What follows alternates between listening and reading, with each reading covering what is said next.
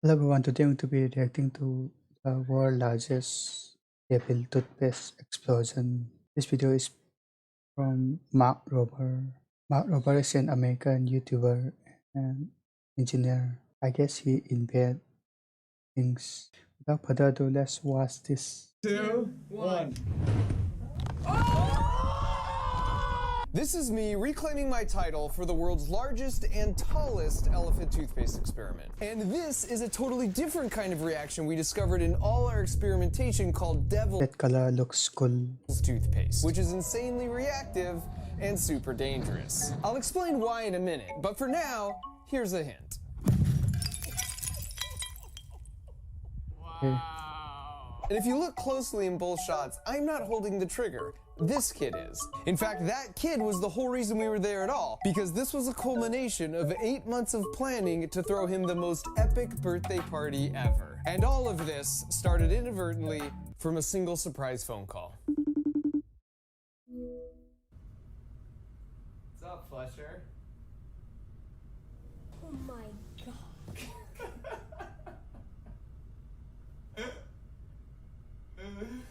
What's going on, buddy?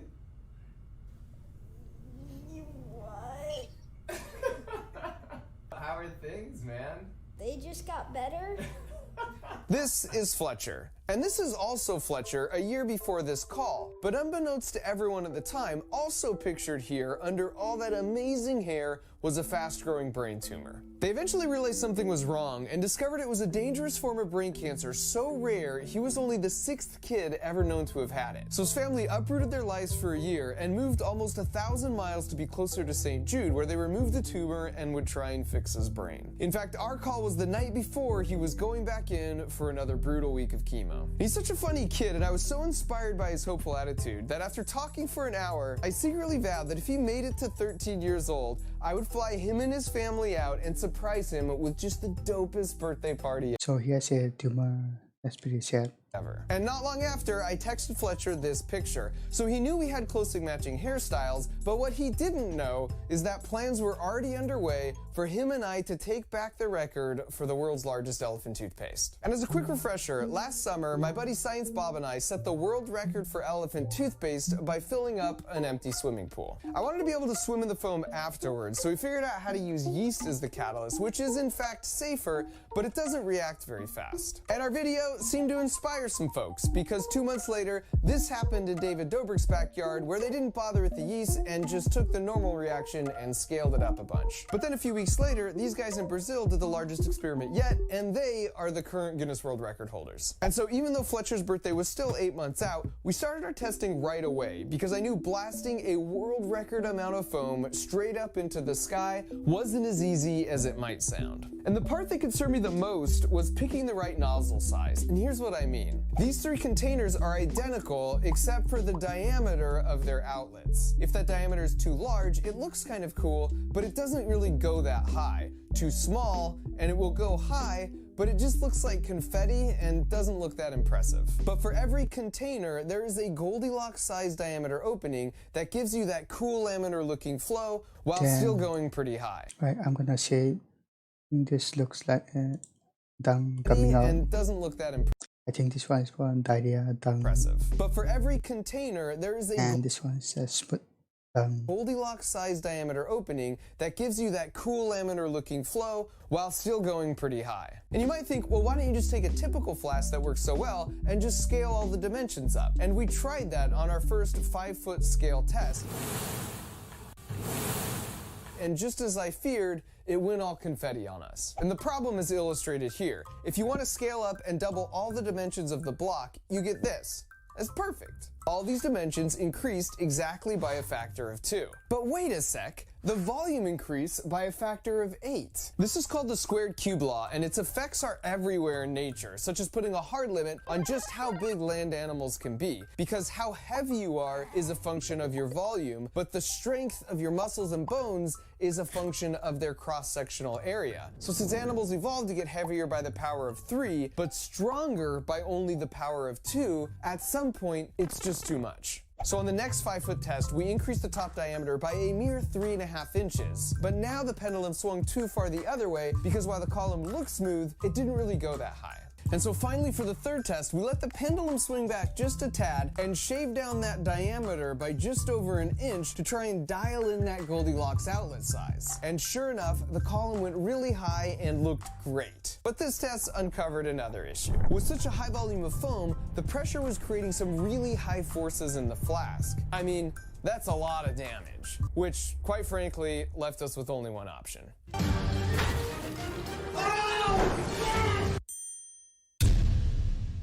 And so with the power of flex tape, we scaled things up even further to a 10-foot test and did our best to interpolate that Goldilocks outlet He actually used a flex tape on this size.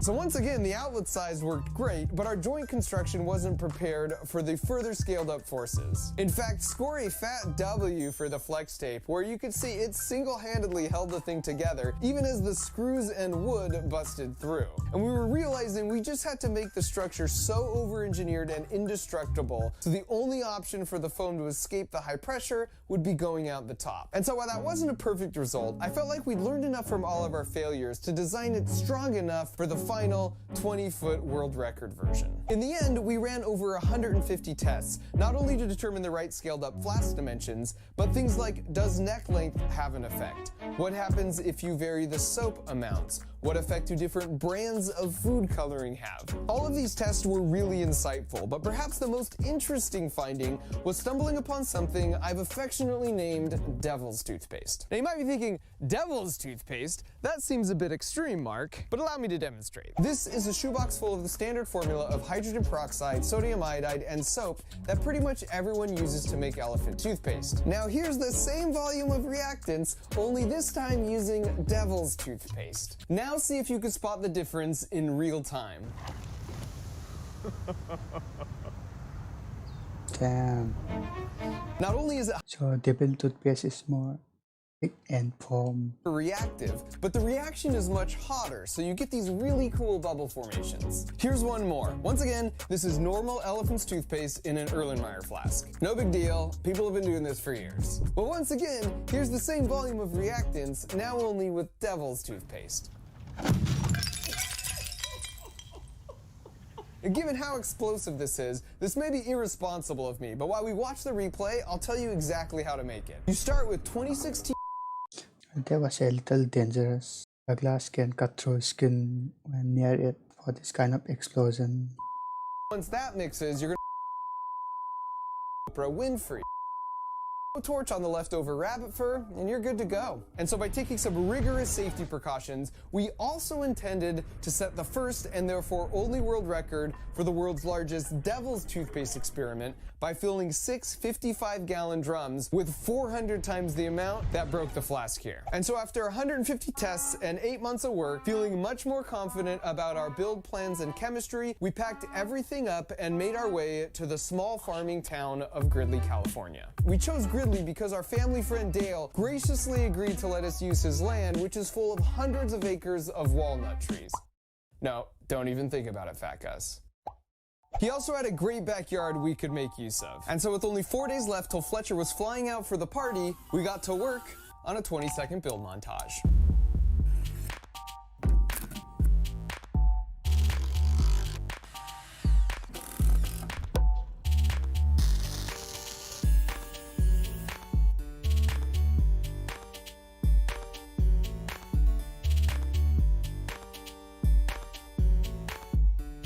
And it took 4 consecutive 14-hour back-breaking days of labor in the hot sun, because with so much time to plan the most epic birthday party ever, I just kept adding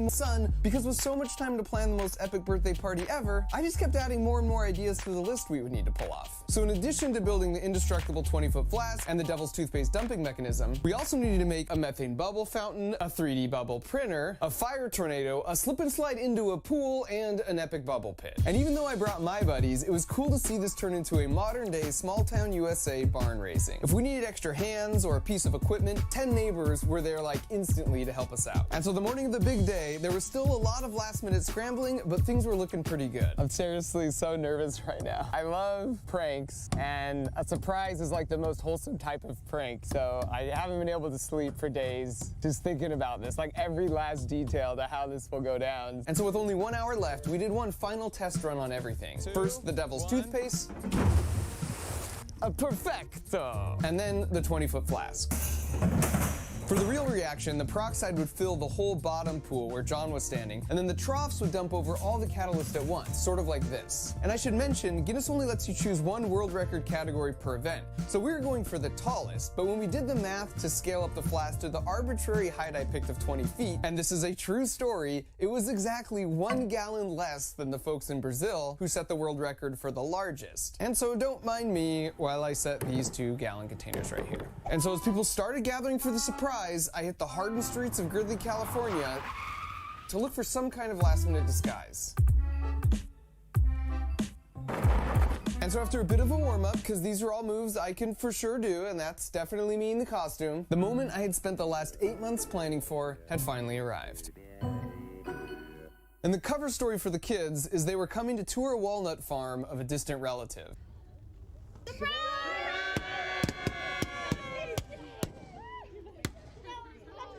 And to provide a good juxtaposition, I wanted him to feel as awkward as possible for this part. Yes. And then when we gathered for the picture, I snuck up right behind him and took off my mask. All right, cool. What do you guys want to do next? What should we do? His sister Isla also had no idea any of this was going to happen. What up, buddy? How are you? Why is escort awkward, but they are pretty wholesome. I'm the boy. What's up, dude? You were kidding me. When I'm not making videos, I'm the Gridley mascot. Mascot. To really stretch out the surprise, I wanted him to think I was only there to drop in and say hi. So I had Dale suggest that I take the kids for a ride in his dune buggy, to which I reluctantly agreed because, you know, I'm a busy guy. I could do it, like 15 minutes. You guys want to go for a razor ride? Is that cool? Let's get the whole crew. Your sister? I had about like a half an hour, so it's good to meet you in real life. Yeah.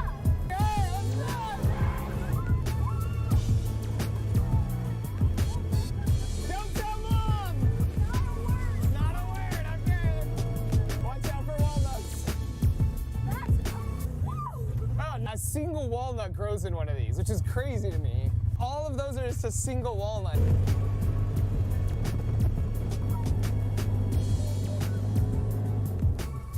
As we pulled up the driveway, I stopped the dune buggy in a precisely predetermined location where the view of the 20-foot flask was obscured by the truck. I heard it was your birthday, so I got you something simple. Well, tomorrow's my real birthday. Oh yeah, tomorrow. I'm 1 day off.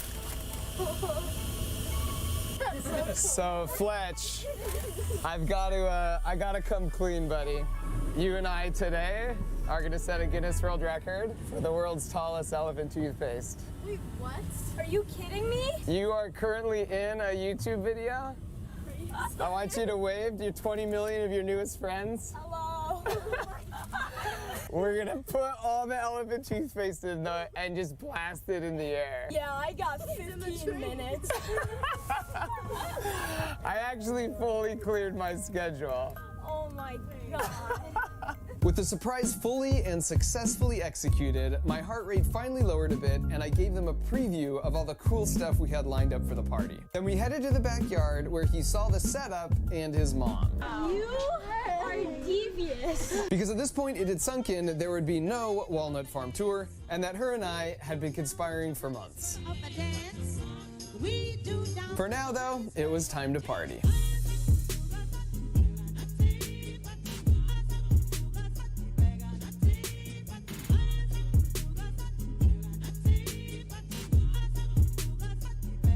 It's pretty cool.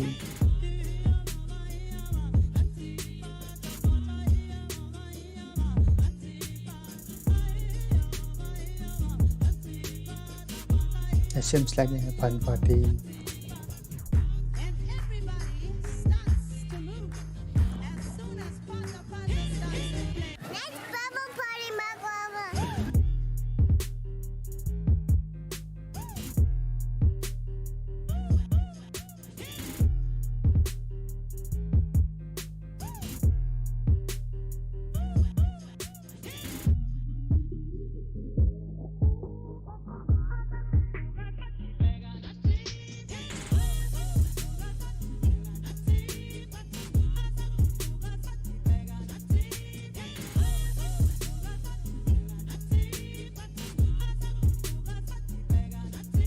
Before we busted out the flaming bubbles or the bubble pit, we headed across the street to check out the world's first and therefore largest devil's toothpaste experiment. Here we go, Fletcher! 3, 2, 1. Jesus.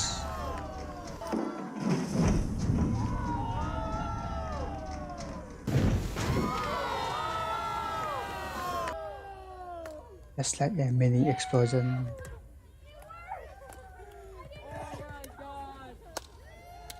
Science Bob came over and hooked us up with the slow-mo shot.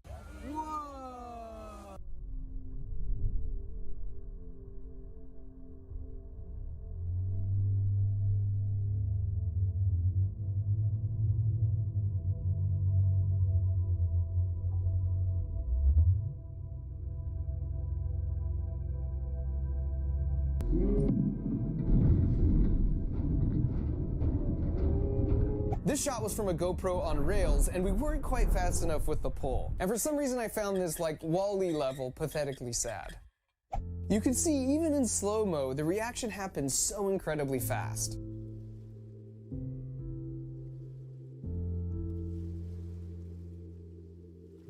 And I apologize for the gratuitous amount of slow-mo, but this has got to be the coolest thing I've ever filmed.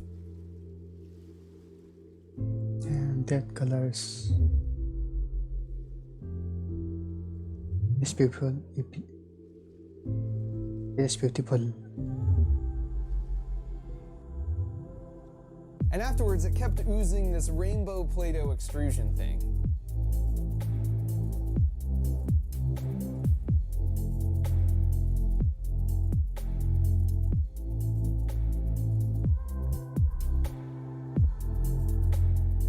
It just looked like some kind of whimsical alien landscape. And as you can see over time, it just sort of deflates itself.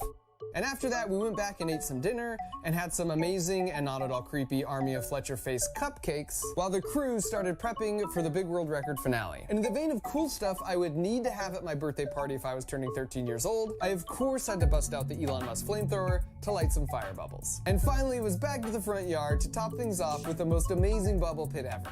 It was like belly flopping on a cloud.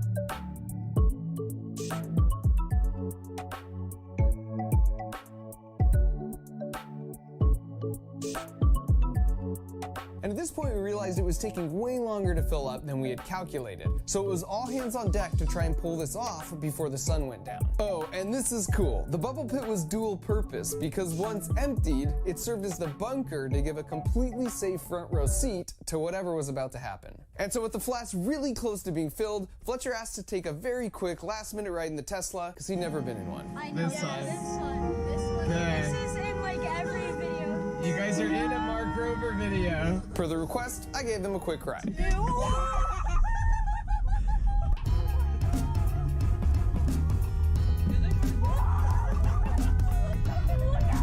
Autopilot. Oh my god! The weird part is I can sit and have a conversation with you, Fletcher, and this feels very freaky, but you trust me. Remember our story, alright? 10 miles an hour tops. And so with the official measurement drone in the air, our timing was perfect because we made it back just as they were sealing up the door for the big moment. Okay, Fletcher, I'm handing this to you officially. To think, you should have been touring a walnut farm right now. And so after 8 months of planning and so much work by so many people, the coolest birthday present I've ever given anybody came down to this moment. Here we go. 3, 2, 1.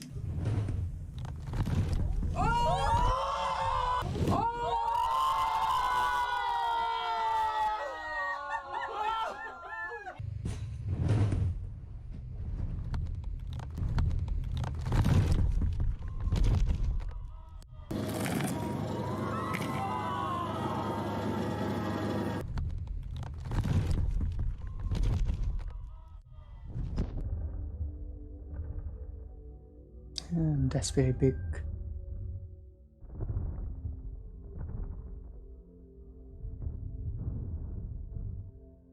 It worked! It went from the bottom. Yeah! Came out the bottom and lifted it up! Look at my truck!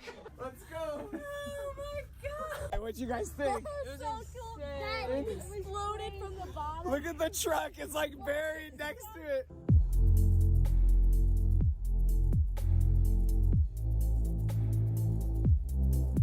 It's like the scene after the volcano.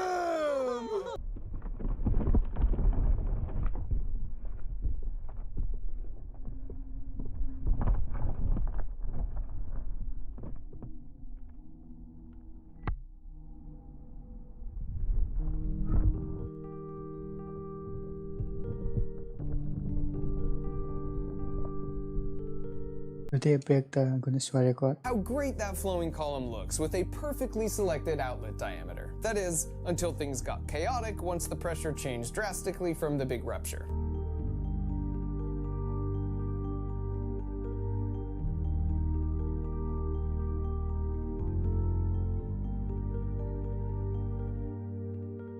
We literally made a rocket ship. I mean, fundamentally, this is how rockets propel themselves. And the actual failure mode wasn't really a floor strength issue as much as it was a stiffness issue. I knew our structure weighed over a ton, so I just didn't consider that the reaction could lift the whole thing 5 feet into the freaking air. And at NASA, that's what we refer to as a critical oversight. But honestly, this result was way more spectacular, plus it leaves room for improvement. And I should also note, even with all that, we still crushed the previous world record by more than double.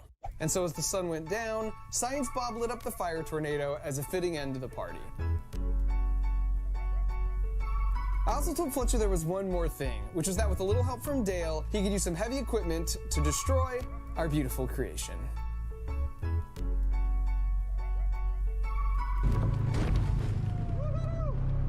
And so with that, the party was all over. That was epic. I'll never forget this. As they drove away, I thought about everything they've been through for the past year and all the people that came together from all across the country to donate their time and energy for a kid they've never even met.